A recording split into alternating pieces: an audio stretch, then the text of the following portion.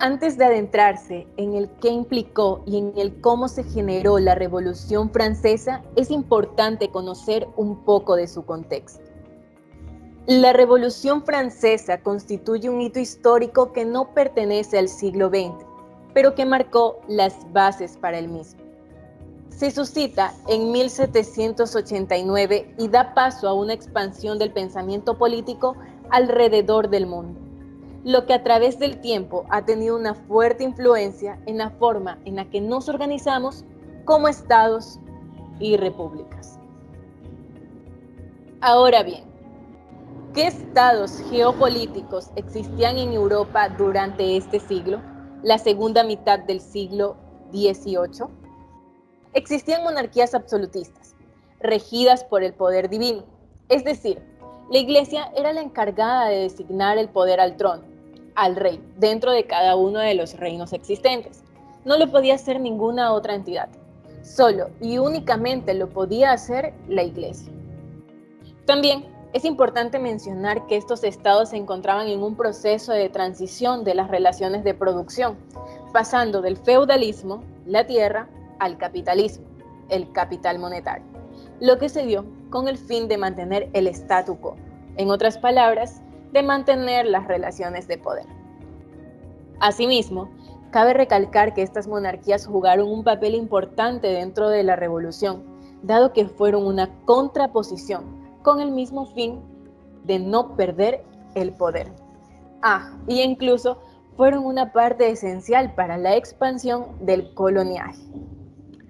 Como se observa en el mapa, la mayoría de los países que constituían Europa en este entonces estaban conformados por monarquías absolutistas, mientras que una pequeña parte por monarquías limitadas y una parte mucho más reducidas por repúblicas. Pasando a otro punto dentro de este contexto que es sumamente relevante, está la distribución social de la escala humana de los reinos. Como se observa en la pirámide, existía una división de las clases en dos, privilegiadas y no privilegiadas, siendo las no privilegiadas las encargadas de sustentar y mantener a todo el reino. En la punta de la pirámide se encontraba el rey, acompañado de su reina, quien gozaba de los privilegios absolutos y, como se mencionó con antelación, era designado por el derecho divino, la Iglesia. Seguido el rey, se encontraba la clase privilegiada, dividida en dos secciones. La nobleza, constituida por la alta nobleza, que eran los príncipes, los duques, los condes, los marqueses, entre otros muy cercanos a consanguinidad a la realeza. Seguido de la media nobleza, los caballeros, la nobleza de toga, feudal y la nobleza de espada, burgués, quienes eran los que a través de la obtención de un cargo público servían al rey. Y por último, la baja nobleza, que eran los hidalgos. El clero, que era la otra parte de esta sección, estaba compuesto por el alto clero, que eran los cardenales, obispos y otros de alto mando dentro de las iglesias. El medio clero, por abades y abadesas, miembros de los cabildos y curas de parroquias ricas. Y el bajo clero, por curas, frailes y monjas. Es necesario hacer hincapié en que la nobleza era la clase de la pirámide que permitía mantener el orden establecido tanto por la monarquía como por la Iglesia. Sin la nobleza no hubiera existido un equilibrio de poder entre ambos. Por último, en la base de la pirámide se encuentran los no privilegiados, o también llamado el pueblo llano, conformado por los ricos, que eran los comerciantes, banqueros, pequeños propietarios agrícolas, entre otros que poseían un poco más de riqueza. Los niveles modestos, conformados por artesanos, profesiones liberales, labradores poseedores de tierra, es decir, dueños de algún terreno, entre otros. Y los pobres, que eran los campesinos, jornaleros, trabajadores urbanos y todos aquellos quienes hacían la labor pesada de las clases superiores. Todo el pueblo llano, al no ser privilegiado, debía diezmar y tributar, es decir, pagaban impuestos, Por esto es que se mencionó que eran ellos quienes sostenían a todo el reino. Ahora bien, la Revolución Francesa no fue un evento aislado, pero esto se explicará a más detalle a continuación. Mi nombre es Fátima Aguilar y yo les voy a presentar otras revueltas de movimientos coloniales autonomistas y las razones de un contexto internacional dentro de la Revolución Francesa. Como primer punto, tenemos a aquellas otras revueltas de movimientos coloniales inspiradas en una expansión del pensamiento político francés. Ya. Luego tenemos la influencia dirigida a un mundo moderno bajo la influencia de la revolución. Y luego un pequeño contexto que va dirigido a la crisis del siglo XVIII, que es el comienzo de nuevos cambios. En el primer punto podemos decir que la economía del siglo XX se forma bajo la influencia de la revolución industrial inglesa, su política e ideología. Sin embargo, fue Francia quien con sus revoluciones les dio aquellas ideas en función de Kant, proporcionando vocabulario, programas de partidos liberales, radicales y democráticos a la mayor parte del mundo. Es decir, Francia brinda ese concepto de nacionalismo. Luego, podemos decir que la ideología del mundo moderno comenzó a evolucionar y a cambiar aquellas ideas de antiguas civilizaciones europeas bajo la influencia de esta revolución, ya que por la crisis del siglo XVIII, en donde los regímenes europeos y sistemas económicos sufrieron agitaciones políticas, es que este cambio se dio en la ideología del mundo moderno. A raíz de todo esto es que se forman las nuevas revueltas de movimientos coloniales autonomistas. Gracias a los anteriores antecedentes y la expansión de aquel pensamiento político francés, es que se forman en términos de organización las divisiones de estados y repúblicas, como por ejemplo Estados Unidos e Inglaterra, que son muy importantes y ya más adelante, entenderemos por qué. Estados Unidos, que va de entre los años de 1776 hasta 1783, e Inglaterra, que va en el año de 1779. Luego procedemos con Irlanda, Bélgica y Holanda, que son otros de los ejemplos de revueltas que se dieron en este contexto y a base de inspiración de la Revolución Francesa. Es decir, estos países evidencian aquella inspiración de la revolución, pues este momento de revoluciones fue conocida como la era de las revoluciones. Además, si observamos todas estas banderas, podemos apreciar el linaje francés, ya que al ser todas tricolor, se convierten en un emblema de todas las ciudades nacientes bajo un movimiento revolucionario. Hay que aclarar también que en Inglaterra ya existía una monarquía parlamentaria, es decir, era más democrática, por lo que ya no se involucraba tanto el poder del rey, y a esto se le reconoció como la Revolución Burguesa.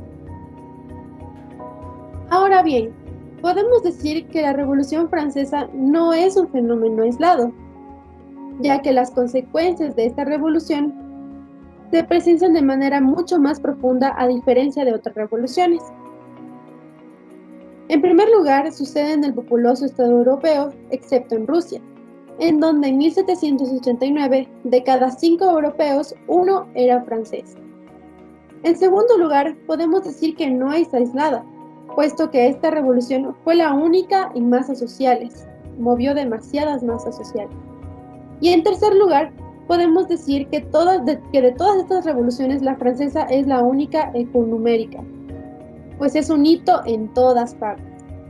Sus ideas revolucionaron al mundo, pues además trajo consecuencias para la independencia latinoamericana.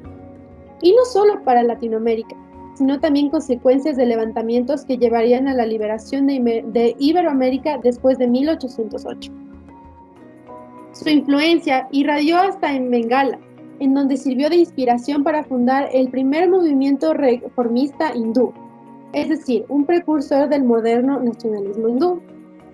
Se evidencia claramente la evolución y los cambios que surgieron a base de inspiración de la Revolución Francesa.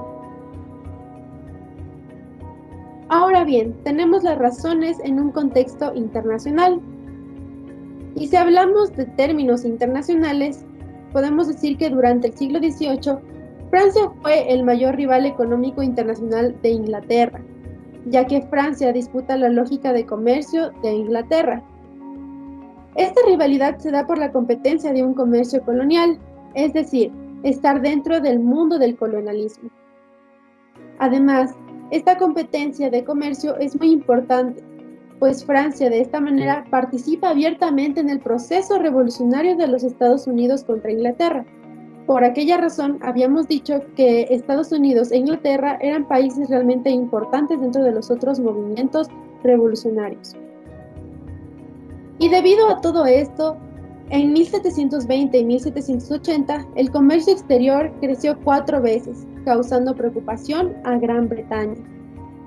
Y esto era de preocupación, pues el sistema colonial británico en ciertas áreas era como las Indias occidentales, es decir, mucho menos dinámico.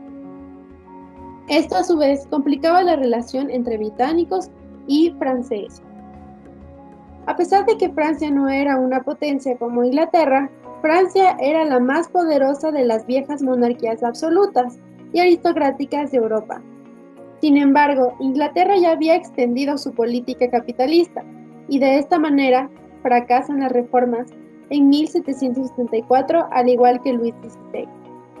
Pues el intento de aplicar tal programa capitalista no funcionaba y tampoco eran compatibles con las monarquías absolutistas. Además, en Francia fracasó esto porque la resistencia de los intereses tradicionales era mucho más efectiva, surgiendo así los déspotas ilustrados y en consecuencia la llamada reacción feudal. Así de esta manera estalla la revolución que se encamina por la llamada revolución feudal, donde 26 millones de habitantes, 23 eran parte del tercer estado y apenas 400,000 nobleza. A continuación, mi compañera va a detallar las distintas condiciones que se manejaron a raíz de esta revolución feudal. Gracias. Como mencionó mi compañera, es muy importante conocer cuál era la condición de la nobleza en un ámbito económico y social. Y por otro lado, es importante saber cuáles fueron las decisiones que tomó la monarquía y que llevaron a que la Revolución Francesa se suceda.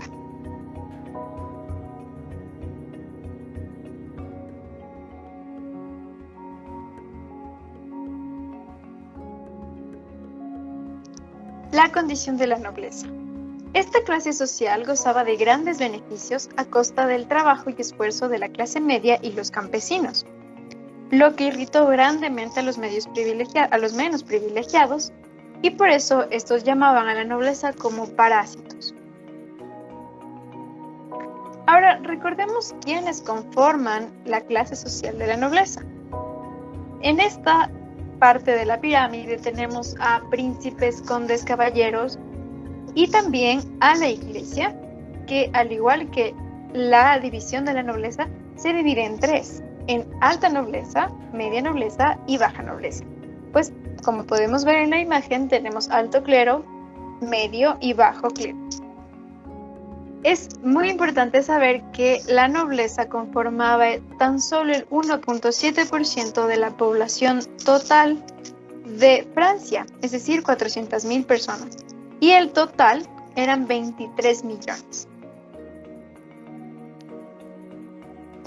Ahora, en el nivel económico encontramos que la nobleza no tenía responsabilidades políticas, no pagaban impuestos y más bien, en lugar de que salga dinero de su bolsillo, ellos cobraban impuestos feudales y seguían recibiendo dinero por la renta de sus propiedades, donde los campesinos trabajaban las tierras, y también las alianzas matrimoniales, lo que permitía que la acumulación de riquezas se mantenga en pocas manos en lugar de repartirse al resto de la población. En esta diapositiva podemos ver la imagen de María Antonieta, quien fue una noble muy reconocida en esta historia de la Revolución Francesa, porque ella hacía muchas ceremonias en su palacio y se bañaba en leche, y esto enardecía la situación de los campesinos, quienes muchas veces ni siquiera podían comer pan o cosas tan básicas como su alimentación, y ella podía despilfarrar sus recursos de esta manera. Aunque, como veremos más adelante, esta no fue la razón principal para que la revolución se dé. En el nivel social, tenemos que dentro de la nobleza se creó una nueva clase aristocrática, cuyos personajes estaban destinados a ser guerreros. Esto era porque necesitaban proteger los terrenos que los países iban adquiriendo. Y si era necesario ir a la guerra para mantener ese territorio, entonces lo iban a hacer. Y para esto iban a ir los nobles. Lo que los impedía de ejercer otro tipo de oficios, como por ejemplo panaderos, zapateros, herreros. Esos eran oficios destinados para la clase baja. Y una razón muy importante dentro del ámbito social es el crecimiento demográfico. Como ya vimos, la mayor parte de la población era del campesinado, y asimismo el crecimiento demográfico se daba principalmente en esta clase. Esto significaba para la nobleza más tributos, diezmos y derechos feudales, lo que ocasionó la reacción feudal. Es decir, los campesinos estaban hartos de que con su trabajo, porque ellos eran los que trabajaban las tierras, se adquirieran los recursos para las celebraciones, por ejemplo, de María Antonieta en su castillo, o la guerra que tenían que defender los nobles. Esos recursos se conseguían con su trabajo. En esta diapositiva podemos ver una foto de Luis XIV, quien fue el rey en este tiempo de Francia, y su administración fue severamente cuestionada. Ahora bien, la condición de la monarquía, como ya lo dije, fue muy cuestionada por una serie de malas decisiones que llevó a un estado de crisis al pueblo. ¿Cuáles fueron estas malas decisiones? En principio hubo problemas administrativos y fiscales. También las reformas de 1774 fracasaron. Estas fueron impulsadas por el rey Luis. Y también fue que Francia se involucró con la guerra de Estados Unidos de 1776 en su lucha de independencia contra Inglaterra. Es así como tenemos que los gastos de la corte suman un 6%, como ya les había dicho. No es la principal causa para que la revolución se haya dado. Como vemos, dentro de los gastos es el porcentaje más pequeño. La guerra y la diplomacia, en cambio, constaban un 25%, y la deuda que Francia tenía sumaba un 50%. Y es por esa razón que Luis XIV declaró a su país en bancarrota. Ahora vamos a ver la crisis que enfrentó Francia y todas las consecuencias que éstas acarrearon. Hobsbawm nos permite ver cómo estaba distribuido el presupuesto y qué causaba esa masificación de la miseria hacia 1787. Es importante saber de la repercusión de la guerra de Estados Unidos en Francia, pues esto se da en función de que Lafayette, un noble francés, también vaya a combatir. Lo que quiero decir es que no solo aportaron a los presupuestos, armas, deudas, sino también con refuerzos para combatir en la guerra en contra de los ingleses, a favor de Estados Unidos, y uno de ellos era Lafayette. Y es importante porque estas iban con ideas revolucionarias que tenían y convocan a lo que denominamos los 3 estados. El primer estado es la nobleza, el segundo estado era el clero y el tercer estado era el pueblo llano. Pero ojo con esto, este último estado nunca tuvo participación política. Es importante también entender que esta revolución no fue dirigida necesariamente por un partido o un movimiento que haya sido los jacobinos, que en un momento determinado hayan tenido una convicción importante. Básicamente los jacobinos representaban a los republicanos que querían la independencia de un poder particular para la naciente burguesía. Bueno, pues la burguesía tenía ideas del liberalismo de los filósofos y de los economistas del pensamiento económico jurídico de derecho que se habían expandido por toda Europa, principalmente a través de logias y clubes como es la francmasonería. Pues esta era una sociedad secreta de ámbito internacional y estructura jerárquica.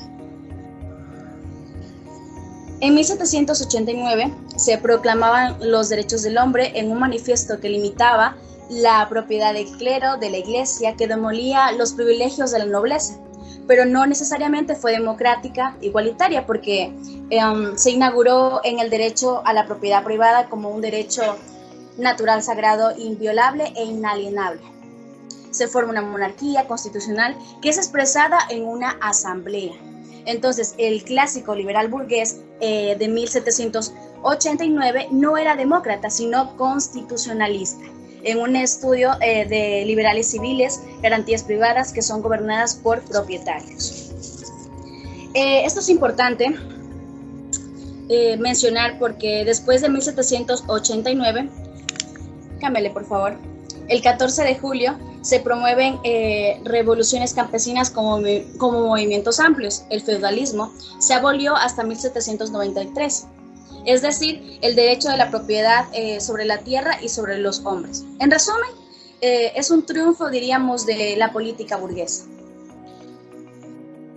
Los jacobinos aportaban al radicalismo, es decir, era una única clase que no estaba el proletariado industrial. Asimismo, los jornaleros seguían a los propietarios y el campesinado no era una opción.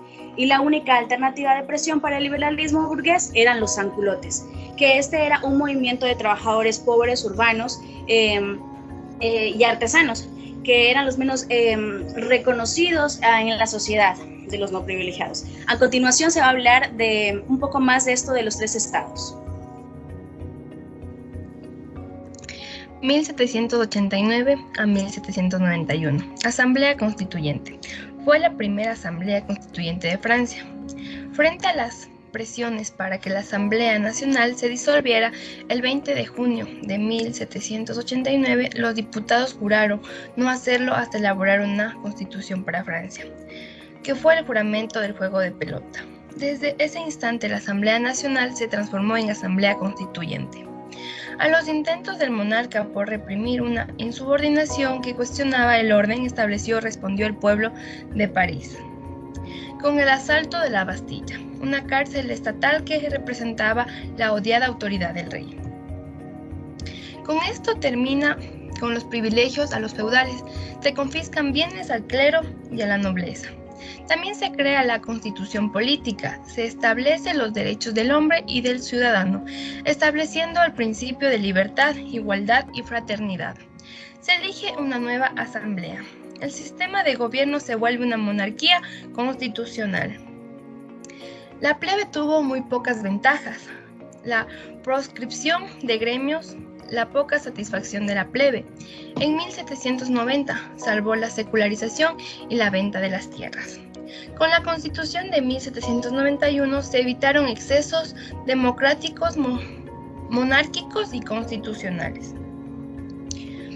La conformación de los tres estados. El estado triunfa en 1788. Se trató de una asamblea general extraordinaria convocada por el rey para encontrar una solución a la grave crisis financiera que padecía el país. Se componía de representantes de los tres estados, estamentos de la sociedad francesa: el clero o primer estado, la nobleza o segundo estado y el pueblo llano o tercer estado. Más allá de las reformas, el tercer estado triunfa en una convocatoria en una fecha de malas cosechas, ya que esto afectaba a los campesinos, quienes debían utilizar para sus excedentes en la ciudad, porque empieza a escasearse el pan. Con esto empieza el movimiento del enciclopedismo y la ilustración, también el del absolutismo. Pero la economía en ese tiempo tiene una gran deuda. Se produce la toma de la Bastilla, ya que es la caída del despotismo el 14 de julio. Hola, yo soy Roxana Zúñiga y les voy a hablar sobre los jacobinos y el papel que tuvieron en esta revolución francesa. Entonces, nos preguntamos, ¿quiénes son los jacobinos?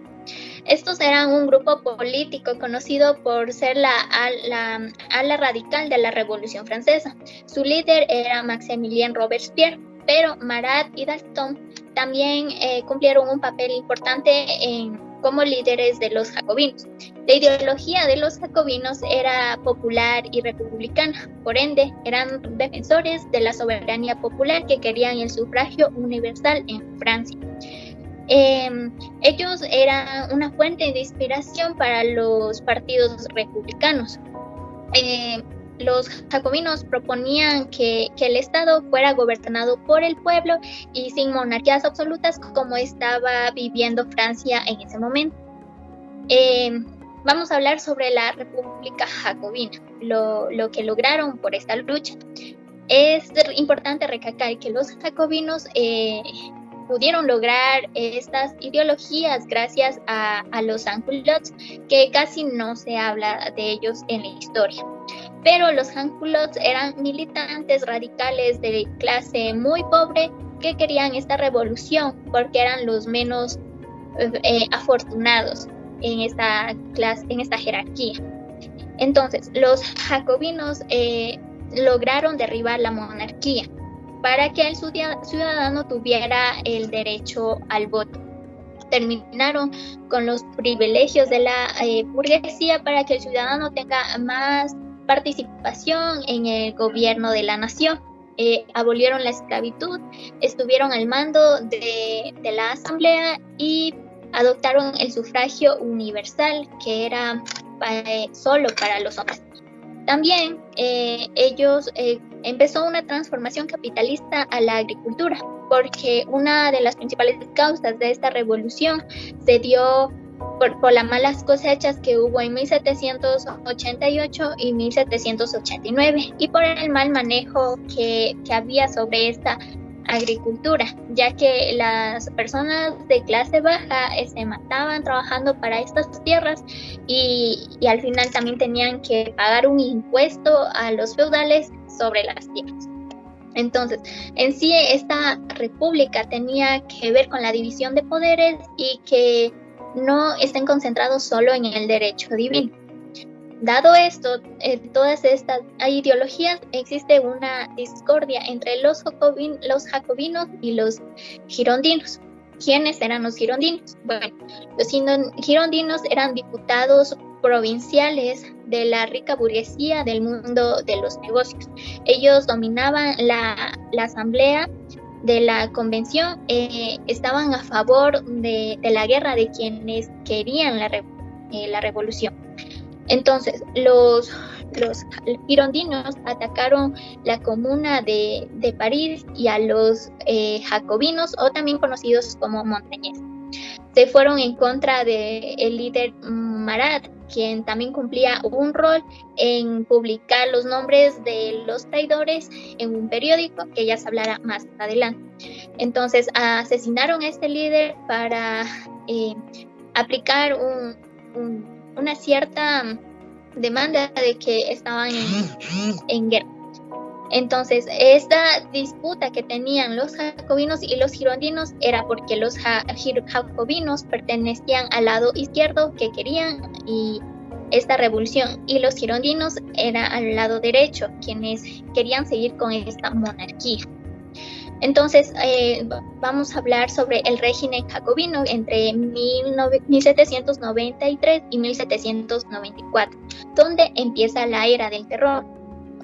Comienza una purga de detener a quienes querían sobrepasar el gobierno jacobino y fueron responsables del lado más sangriento de la revolución, porque ejecutaban a cualquiera que se oponía a sus ideales, a quienes llamaban traidores, y lo hacían por medio de la guillotina, que era una arma donde les cortaban la cabeza en frente de todo el público.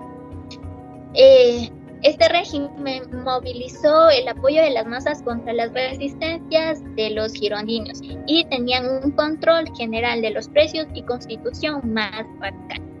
También fue a tan solo en 1793 cuando acabaron de abolir los derechos feudales, la indemnización los derechos de las tierras y por medio de la esclavitud.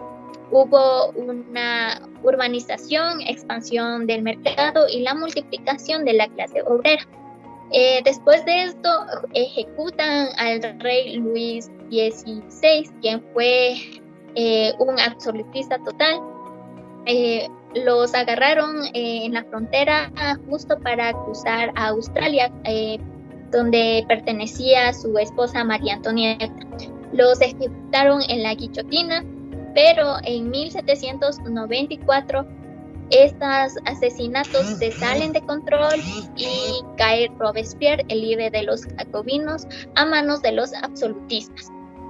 Entonces es aquí donde los jacobinos se vuelven un club de ilegales donde son perseguidos y se acaba este gobierno y esta revolución de Robespierre, y entra Napoleón Bonaparte a seguir la Revolución Francesa. A continuación va a hablar mi compañero sobre las razones por las cuales se hizo esta revolución, que fue tan importante y ha cambiado la historia de Europa y en sí del mundo, porque esta Revolución Francesa fue un ejemplo para que América Latina también hiciera su revolución en contra de la colonización. Gracias. Mi nombre es John Hidalgo y hoy voy a presentarles las causas y las fases de la Revolución Francesa. Dentro de las causas encontramos las económicas, políticas, sociales e ideológicas. Económicas. La bancarrota fiscal francesa va de la mano con la crisis agraria hacia 1778. Esto se debe a que en años anteriores las sequías y las temperaturas heladas interrumpieron al sector agrícola. No obstante, los agricultores tenían sus deberes fiscales independientes a su producción, haciendo que la muerte y la desnutrición fueran relativamente comunes. En cuanto a la desigualdad tributaria, poco se puede decir, pues gran parte de las altas esferas sociales eran las que no aportaban y se aprovechaban de las personas. Así, con lo recaudado podían darse lujos y fiestas dentro de la misma corte. Políticas. El sistema absolutista comenzó su debacle, ya que el derecho divino había quedado obsoleto y se le recriminaba a Luis XVI y a la burguesía por sus incapacidades de gobernar el Estado. Sociales. Hubo un notable incremento en la desigualdad, pues el Estado pasaba por una división de clases con la siguiente estructura. Primero se encontraba el rey, que era el supuesto delegado de Dios. Bajo él también estaban los nobles, que eran príncipes, condes, duques, con títulos de heredados, etc. Después venía el clero, que era la iglesia, y al igual que la nobleza no pagaban impuestos y tenían muchos beneficios.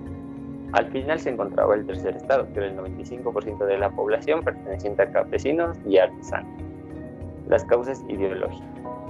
Las ideas de igualdad entre los hombres y la fe en la razón de los filósofos y escritores como Voltaire, Rousseau, Diderot y Montesquieu influenciaron enormemente la mentalidad de la época, forjando aspiraciones de un sistema más moderno y menos influenciado por la iglesia y la religión.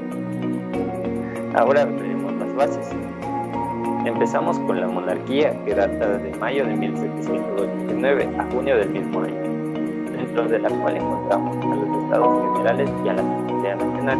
Entre cosas destacadas que sucedieron en el periodo de la Asamblea está la toma de Basilea el 14 de julio y después la Declaración de los Derechos del Hombre. Así también se hizo una constitución en 1791. Seguimos con el periodo de la República, que data de 1792 a septiembre de 1795. Empezamos con la Convención Girondina en septiembre de 1792, donde se da el juicio y ejecución de Luis XVI. Después sigue la Convención Jacobina en junio de 1793, que Robespierre nombraría como el terror, debido a que estaba caracterizada por una brutal represión por parte de revolucionarios mediante el recurso de terrorismo de Estado. Después llegó la Convención Terminadora en junio de 1794 y así da el paso al Directorio y una nueva Constitución en 1795. Para finalizar, Napoleón da el golpe de Estado y da paso a lo que se llamaría el Imperio Francés en 1799, en el mes de septiembre. Esto tendría poco éxito, pues posteriormente su intento al tratar de conquistar Europa no fue lo que él esperaba. Así finalizamos la exposición de la Revolución Francesa, recordando que la violencia es el miedo de los ideales de los demás. Mahatma Gandhi. Gracias.